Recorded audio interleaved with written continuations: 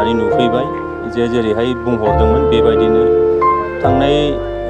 6-7 माने राङारि बोसोरनि जे स्लुइस गेट बानायनायनि डिपार्टमेन्टेल जे मोनसे सेंसन नैबे सालबारि गामि हिसाबै बदियागुरि बेरेन्सि दैनि सायाव स्लुइस गेट मोनसे बानायदोंमोन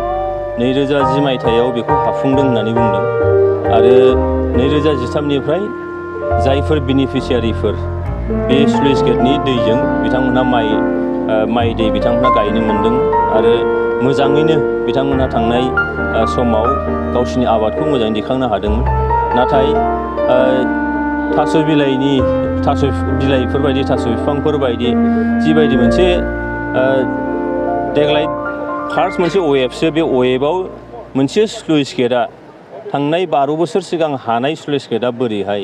कौटि थाखानि स्लुइस गेटआ बोरैहाय बिदि बायनो हायो बेयाव होनबा नुबाय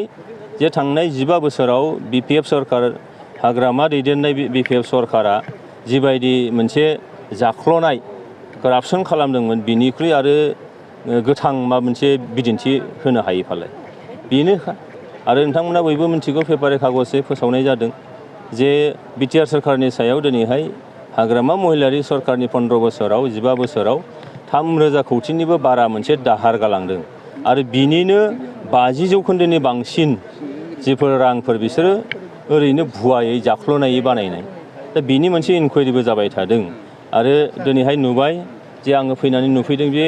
जों रायजो राजाफ्रा देग्लाय माइ गायनो मोननांगौआ जोबोद गोजाननि बाथ्रासै बेनिखायनो बिनि सायाव डिपार्टमेन्टेलि मोनसे इनकुवारि जागोन गभर्नमेन्टआ मोनसे निश्चय इनकुवारि खालामो आरो आं पार्सनेलि बिनि सायाव इनकुवारिखौ आङो लुबैगोन आरो फैबाय थानाय समाव जिहेतु दा दैज्लां बोथोरबो बेखौ रिपेयारिं खालामजानाय अबस्थाबो नंखाला बे बायग्लिजोबखाबाय गोदानै माबा मोनसे बानायनांगौ जायोबा निश्चय आङो आंनि फारसेनिफ्राय आरो सरकारखौ आङो नारसिनगोन जाहाथे जोंनि रायजो राजाफ्रा फैबाय थानाय समाव जेरैबायदि दैखौ मोननानै माइ दै आबाद मावनो हादोंमोन न'खर संसारखौ मोजाङै सामलायनो हादोंमोन गथ' गथायखौ फोरोंनो फेदेरनो फोलावनो हादोंमोन बे राहाया जाहाथे जाफिनो बिनि थाखाय निश्चय नाजानाय जागोन बेखौथ' एकदम मेगनजों नुखानाय जे नोङो थांनाय 12 बोसोर सिगां हानाय मोनसे स्लुइस गेटनिया बोरैहाय नों सिंजों गगल जालायनो हायो फालाय जिबायदि बेखौ दाबायनांगौमोन गोथौ खालामनांगौमोन बेखौ निश्चय खालामखायाखै जायनि थाखायनो बे सिंजों गब्लं थादों सिंनि हाया माने सुस्राजोबनानै बे बायग्रबदों आरो दा बायखांनायनि उनाव जों जे नुबाय जेरैबायदि बेयाव रडफोरखौ होनांगौमोन